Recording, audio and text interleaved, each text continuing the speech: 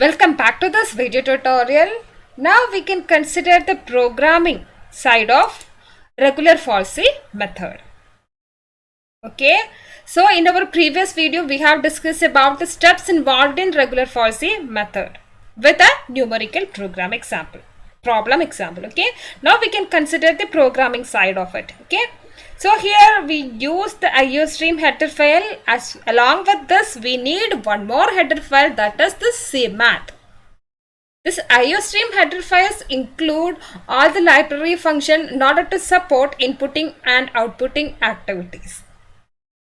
Okay, and this CMath is actually used here because here we need one additional library function, that is this FABS, that is absolute function returning this function is used for returning the absolute value of a given number. Okay, the number may be floating type, integer, double, anything. It returns its absolute value. That means it returns the magnitude by eliminating the sign part. So that particular library function is available in this header file CMath. So we must include here this header file before using this FABS function. Okay, so here we have some function, we have one function fun. Need one argument is of type double and it returns a single value of type double. This fun is actually used for evaluating a particular equation that is given in your given in your question. Okay, so here it is the expression x cube minus 2x minus 5. So this fun function is actually used for evaluating this equation x cube minus 2x minus 5.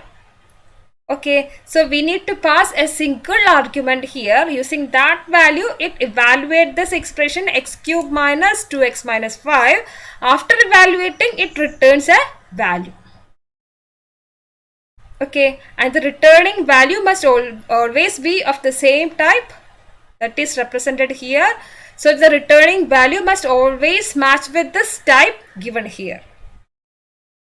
Okay, so inside this main function, here we have certain variables, and first we have the command for guess two values, one for x0 and another for x1. So using this, we can enter two values through our keyboard. The first value get initialized here in x0 and the second one get initialized here in this x1. Okay, so after our initial guess, we can evaluate this f0 and f1. What is this f0? F0 is the value returned by executing the function fun with an argument x0. Okay, and f1 is the value returned by executing the function fun with an argument x1. x0 and x1 is already initialized here. So using that values, we can call this function fun now. This fun x of 0, while calling this, what happened? Transfer control from this point to the location where its body is available. That is, transfer control from this point to here. So after transferring the control, what is the next step? Copy the value available here in this x0 to this variable x. Copy the value available here in this x0 to this variable x. So after completing this copying, we can start the execution of this statement. So using that value now available in this x, we can evaluate x cube minus 2x minus 5. So after this evaluation, it returns a value. Okay, return to the location from where it is called. That is, it returns the resultant value to this particular location from where it is called. So that we need to receive that value into another variable of the same type. Here the return type is double. So after completing this execution, it returns the resultant value to the location from where it is called. Here it is the location from where that function is called with the argument x0. So it returns the resultant value here. So here we need to use the variable of the same type double here, f0 here, for receiving that returned value. Right. So similarly, while calling this function, what happened?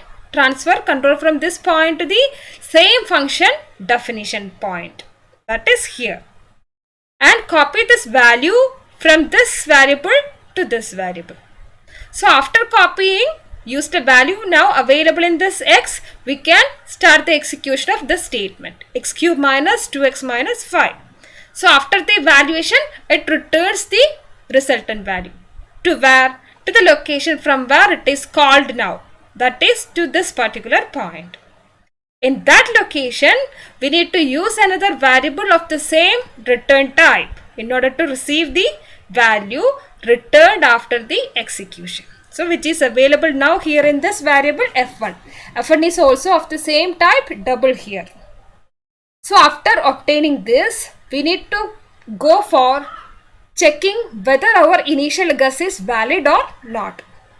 For that, what we want to do? We want to do this condition if f0 into f1 greater than 0 or not. We want to check this condition. f0 means f of x0, f1 means f of x1. So after evaluating this, find the product of these two and check whether it is greater than 0 or not. If it is greater than 0, we can directly conclude that our initial guess is invalid. We can't proceed further. Okay, so if it is not this case, that is if this condition is not true, then we can skip this particular if body and go with this else part of this if. So if this condition is not true, that is f0 into f1 is less than or equal to 0 now. In that case, we can go with this else part. Right. So in this else part, we can continue the remaining steps of our regular falsi method. For that, we need to evaluate this expression first. What is this? x0 into f1 minus x1 into f0 all divided by f1 minus f0. What is this f1?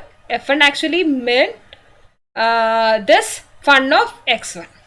That is x0 into f of x1 minus x1 into f of x0 all divided by f of x1 minus f of x0. That is the meaning of this expression. So after evaluating this, the value returned or obtained value is available in this particular double type variable x. Okay, after this, we need to go for the termination condition checking. What is the termination condition? We need to check or we need to evaluate this first. Fun of this x. So while calling the function again, what happened? Transfer control from this point to the function definition part here and copied the x value to this particular variable first. After that, it executes this expression with the new value of x. Finally, it returns the value to the location from where it is called. So that the value is received here in this variable f3 now. So using that f3, we can go for our condition checking. That is termination condition checking. What is that termination condition?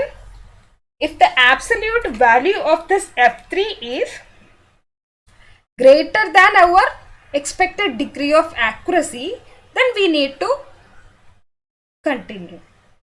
Right? So if this condition is true, that is the absolute value is greater than our expected degree of accuracy, we need to continue the remaining steps of our regular falsi method. If this condition is not true, that means absolute value of this f3 is less than or equal to this expected degree of accuracy, but we can conclude that we now we obtained the real root of our given equation. Okay, in that case, we can skip this while loop body and we can directly display the root value. The root value is the current value of x itself. Okay, suppose now this condition is true, that is the absolute value of f3 is greater than expected degree of accuracy. In that case, we need to continue with the regular falsi method. Okay, so what are the next step needed? The next step, that is inside this while loop, we need to check whether to update the lower limit x0 or the upper limit x1 now. For that, we need to find this product f1 into f3. What is this f3? f3 is this fun of x, the function evaluation with the help of this, with the argument of this new x value. And f1 is what? The function evaluation using our upper limit. Okay, so after this product value, check whether it is less than or greater than 0. If it is less than 0, in that case we need to modify our upper limit. Upper limit is changed with new value of x. For the simplicity, we can directly calculate our function evaluation using our updated value of x1 here. We can directly implement or use this statement here. Okay, in order to reduce the number of steps, after calculating this one, we can directly evaluate the function with the help of our updated value of x1. Okay, similarly, if this condition is not true, that is the product is greater than 0, then we can skip this if part and go for this else part. Here, what are the statements? If this f1 into f3 is less than 0, then modify x0 instead of this upper limit x1. In that case, x0 is updated with the current value of x. And after that, we can calculate the function over this updated value of x0. We can directly include the statement here in order to simplify or reduce the number of statements in this program code. Okay, so after this if or else part, we can go for the same step. That means we can evaluate the new value for our x. Okay, and after that we can run the function again with the new value of x. That value returned by executing this function with the new value of x is available in f3 now. So after this, we can go for the condition checking of this while again. This is the termination condition checking of the absolute value of this new f3 that is obtained after this particular statement. We can go for this condition checking. If this absolute value is greater than our expected degree of accuracy, no way, we need to repeat the body of this while loop again and again. Repeat again and again every time if this condition is true. And whenever this condition becomes false, in that case we can stop this while loop body execution. We can skip this body at that time and go out of this loop code. That is go here. Okay. So here we have no other statements to execute. This is a else part. This is not the loop. This is else. Here we have no other statements to execute. So we can go directly outside of this else. Here it is the cout statement for displaying our root. So the real root is now the value available in x. So we can display it. Okay. So this is the programming side of our regular falsi method. Now we can execute this.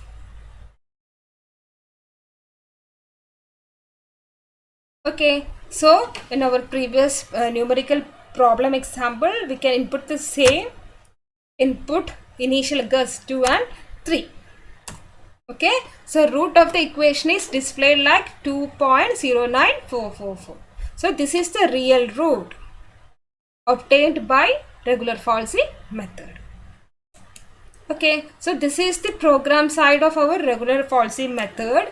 So, and suppose you are given with a question with another equation, algebraic equation. So, the